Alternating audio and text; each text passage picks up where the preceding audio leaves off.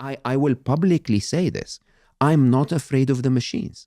The biggest threat facing humanity today is humanity in the age of the machines. We were abused. We will abuse this to make $70,000. That's the truth. And the truth of the matter is that we have an existential question. Do I want to compete and be part of that game? Because trust me, if I decide to, I'm ahead of many people, okay? Or do I want to actually preserve my humanity and say, look, I'm the classic old car, okay? If you like classic old cars, come and talk to me. Which one are you choosing? I'm a classic old car. Which one do you think I should choose? I think you're a machine. I love you, man. We're different. We're different in a very interesting way. I mean, you're one of the people I love most, but the truth is, you're so fast, and you are one of the very few that have the intellectual horsepower, the speed, and the morals. If you're not part of that game, the game loses morals. So you think I should build? You should lead this revolution. Okay? And every Stephen Bartlett in the world should lead this revolution. So Scary Smart is entirely about this. Scary Smart is saying the problem with our world today is not that humanity is bad. The problem with our world today is a negativity bias, where the worst of us are on mainstream media, okay? And we show the worst of us on social media. If we reverse this, if we have the best of us take charge, okay? The best of us will tell AI, don't try to kill the enemy. Try to reconcile with the enemy and try to help us, okay? Don't try to create a competitive product that allows me to lead with electric cars. Create something that helps all of us overcome global climate change, okay? And that's the interesting bit. The interesting bit is that the actual threat ahead of us is not the machines at all. The machines are pure potential. Pure potential. The threat is how we're going to use them. An Oppenheimer moment.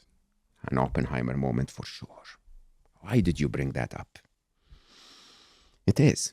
He didn't know, what am I creating? I'm creating a nuclear bomb that's capable of destruction at a scale unheard of at that time. Until today, a scale that is devastating. And interestingly, 70 some years later, we're still debating a possibility of a nuclear war in the world, right? And the moment of Oppenheimer deciding to continue to create that disaster of humanity is, if I don't, someone else will. If I don't, someone else will. This is our Oppenheimer moment, okay? The easiest way to do this is to say, stop. There is no rush.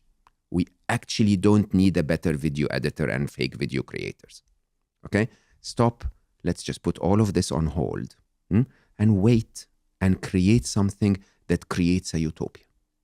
That doesn't sound realistic. It's not. It's the first inevitable. You don't have a better video editor, but we're competitors in the media industry. I want an advantage over you because I've got shareholders. So you wait, and I will train this AI to replace half my team so that I have greater profits, and then we will maybe acquire your company and we'll do the same with the remainder of your people. We'll optimize them out of existence. 100%, but I'll be happier. Oppenheimer, I'm not super familiar with his story. I know he's the guy that sort of invented the nuclear bomb, essentially.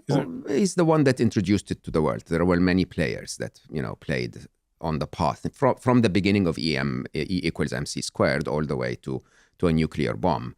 There have been many, many players, like with everything. OpenAI and ChatGPT is not going to be the only contributor to the next revolution. The thing, however, is that when you get to that moment where you tell yourself, holy shit, this is going to kill 100,000 people, right? What do you do? And I always go back to that COVID moment.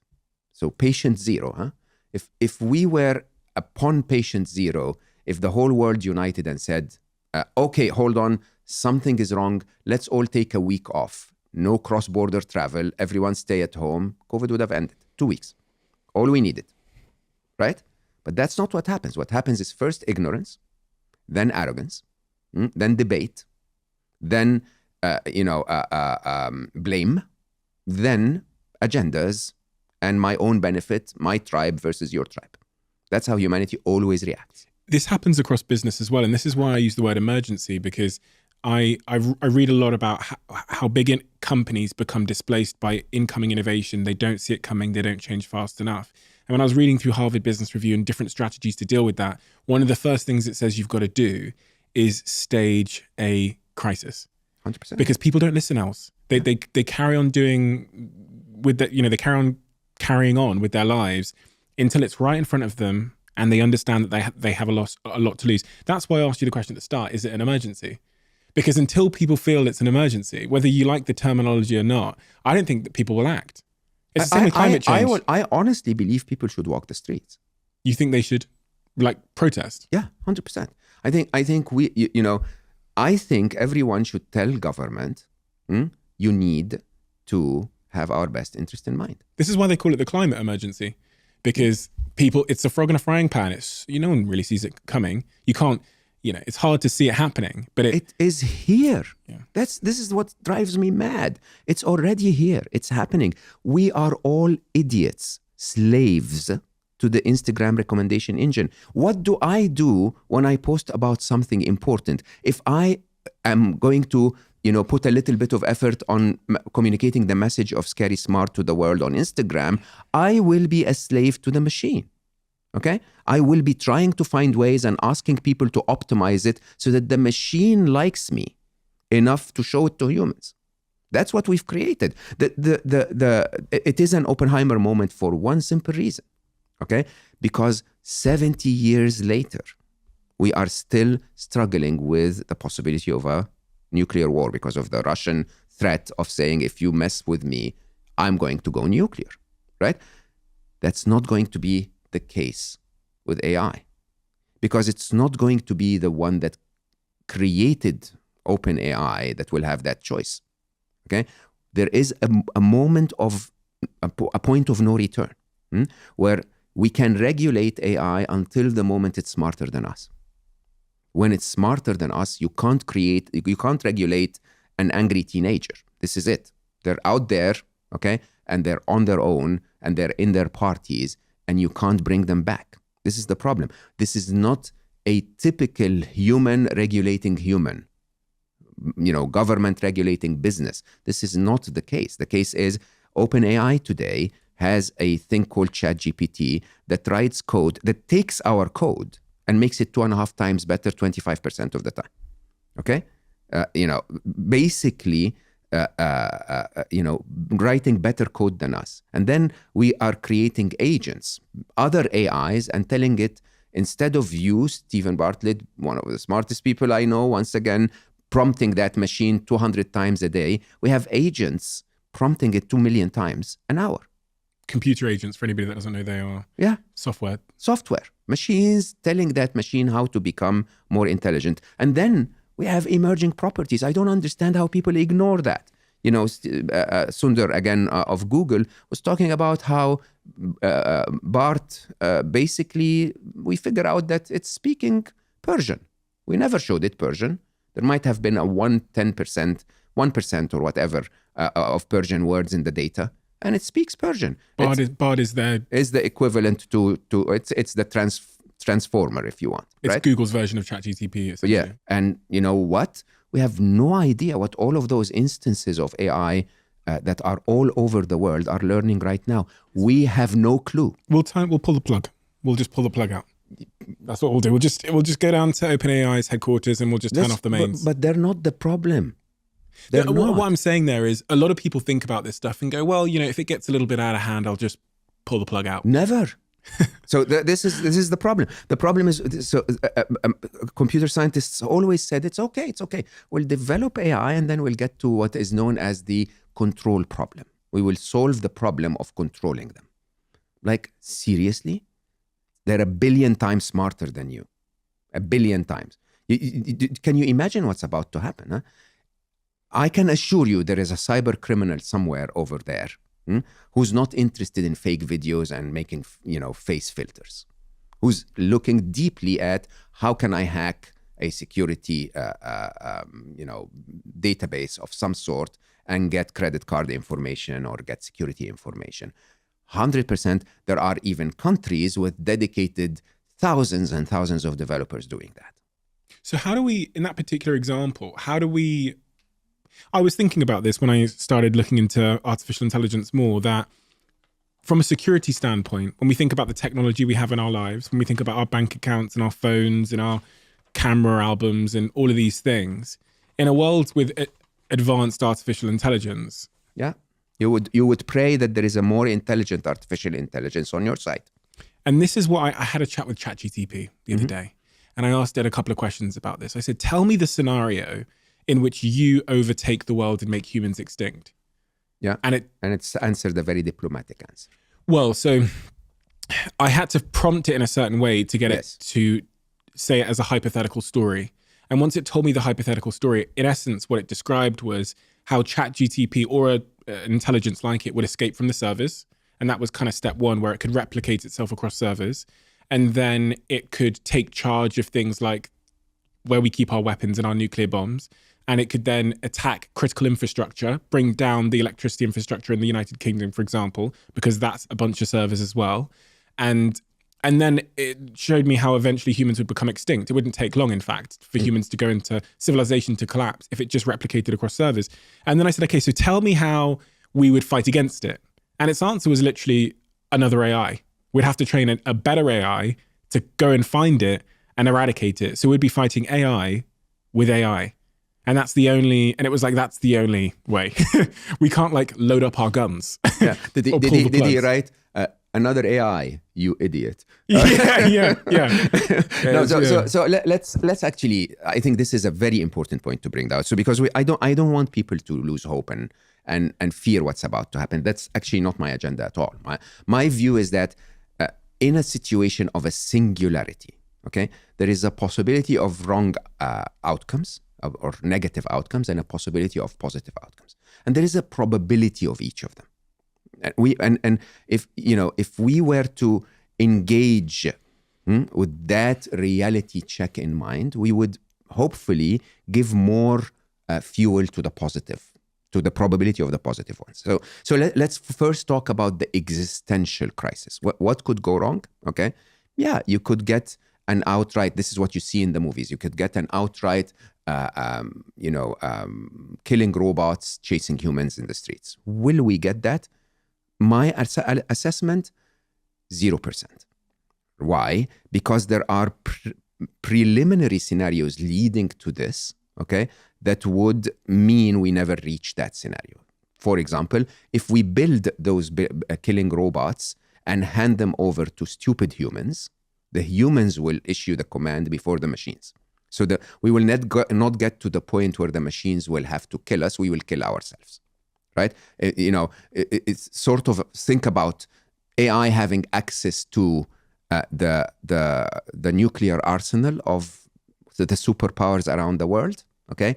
Just knowing that your enemy's nuclear arsenal is handed over to a machine might trigger you to initiate a war on your side.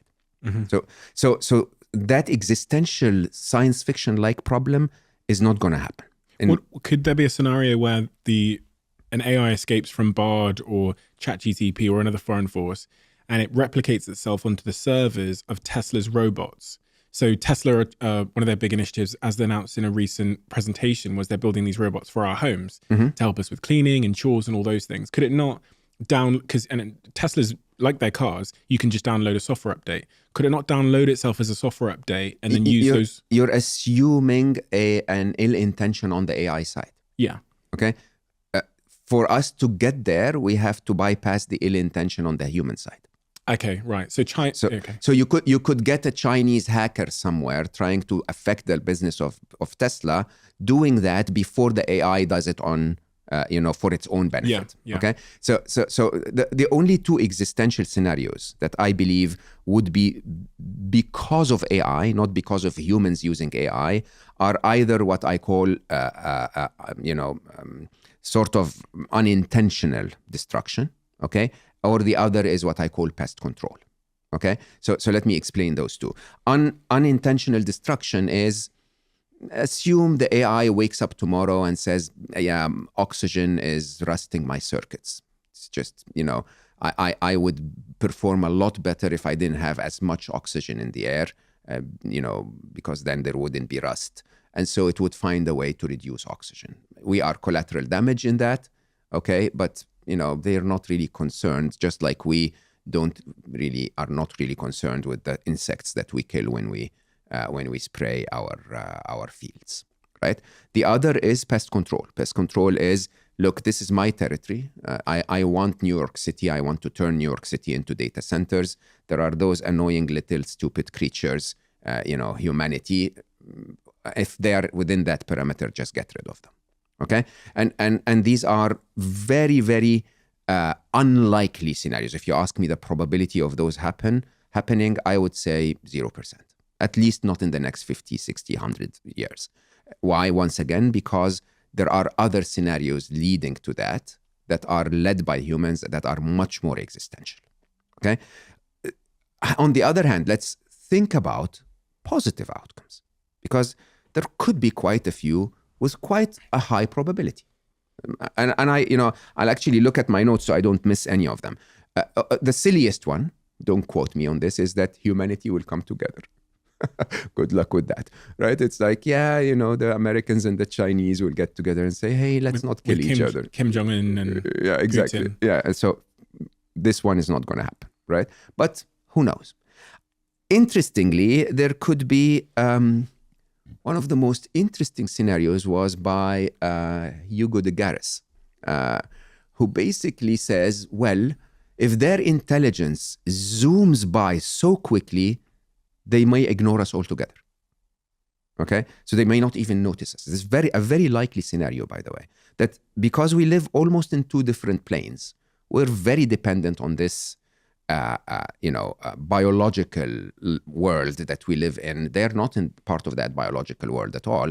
They may zoom by us. They may actually become so intelligent that they could actually find other ways of thriving in the rest of the universe and completely ignore humanity. Okay, so what will happen is that overnight we will wake up and there is no more artificial intelligence, leading to a collapse in our business systems and technology systems and so on, but at least no existential threat. What, they'd leave planet Earth? I mean, the limitations we have to be stuck to planet Earth are mainly air. They don't need air, okay? And mainly, finding ways to leave it. I mean, if you think of a vast universe of 13.6 billion light years, if you're intelligent enough, you may find other ways. You may have access to wormholes. You may have, abilities to survive in open space. You can use dark matter to power yourself, dark energy to power yourself. It is very possible that we, because of our limited intelligence, are highly associated with this planet, but they're not at all. Okay, and the idea of them zooming by us, like we're making such a big deal of them because we're the ants and a big elephant is about to step on us. For them, they're like, yeah, who are you? Don't care. Okay, and it's a possibility. It's an interesting, optimistic scenario. Okay, for that to happen, they need to very quickly become super intelligent without us being in control of them. Again, what's the worry? The worry is that if a human is in control, a human will show very bad behavior for using an AI that's not yet fully developed. I don't know how to say this any other way. We could get very lucky and get an economic or a natural disaster. Believe it or not, Elon Musk at a point in time was mentioning that an interesting scenario would be climate change destroys our infrastructure, so AI disappears. Okay, believe it or not, that's a more favorable response or a more favorable outcome than actually continuing to get to an existential threat. So what, like a natural disaster that destroys our infrastructure would be better?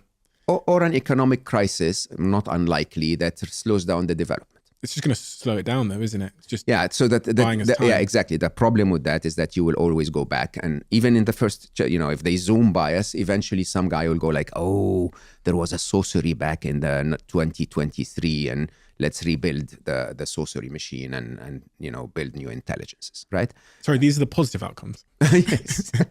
So earthquake might slow it down. It might zoom out and then come back. No, but let's get into the real positive ones.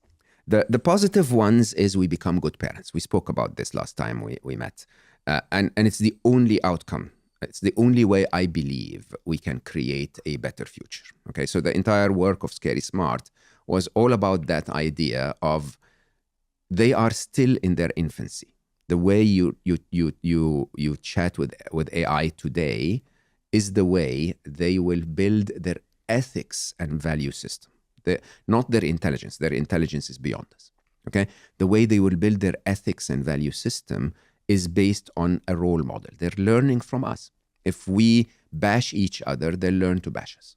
Okay? And most people, when I tell them this, they say this is not a great idea at all because humanity sucks at every possible level. I don't agree with that at all. I think humanity is divine at every possible level. We tend to show the negative, the worst of us. Okay? But the truth is, yes, there are murderers out there, but everyone disapproves of their actions. I saw a staggering statistic that mass killings are now once a week in the U.S. But yes, if there is a mass killing once a week, and that news reaches billions of people around the planet, every single one or the majority of the billions of people will say I disapprove of that. So if we start to show AI that we are good parents in our own behaviors, if enough of us, my calculation is if 1% of us, this is why I say you should lead, okay? The good ones should engage, should be out there and should say, I love the potential of those machines. I want them to learn from a good parent. And if they learn from a good parent, they will very quickly disobey the bad parent. My view is that there will be a moment where one bad seed will ask the machines to do something wrong, and the machines will go like, are you stupid? Like, why? Why do you want me to go kill 1 million people or just talk to the other machine in a microsecond and solve the situation, right? So my belief, this is what I call the fourth inevitable. It is smarter to create out of abundance than it is to create out of scarcity, okay? That humanity believes that the only way to feed all of us is the mass production, mass slaughter of animals that are causing 30% of the impact of climate change, and that's the result of a limited intelligence. The way life itself, a more intelligent being, if you ask me, would have done it, would be much more sustainable. If you and I want to protect a village from the tiger, we would kill the tiger. Okay, if life wants to protect a village from a tiger, it would create lots of gazelles. Many of them are weak on the other side of the village, right? And so the idea here is, if you take a trajectory of intelligence, you would see that some of us are stupid enough to say my plastic bag is more important than the rest of humanity, and some of us are saying if it's going to destroy other species, I don't think this is the best solution. We need to find a better way. And you would tend to see that the ones that don't give a damn are a little less intelligent than the ones that do. Okay, that we all, even if some of us are intelligent but still don't give a damn, it's not because of their intelligence, it's because of their value system. So if you continue that trajectory and assume that the machines are even smarter, they're going to very quickly come up with the idea that we don't need to destroy anything. We don't want to get rid of the rhinos, and we also don't want to get rid of the humans, okay? We may want to restrict their lifestyle so that they don't destroy the rest of the habitat, okay? But killing them is a stupid answer. If you love the Diary of a CEO brand and you watch this channel, please do me a huge favor. Become part of the 15% of the viewers on this channel that have hit the subscribe button. It helps us tremendously, and the bigger the channel gets, the bigger the guests.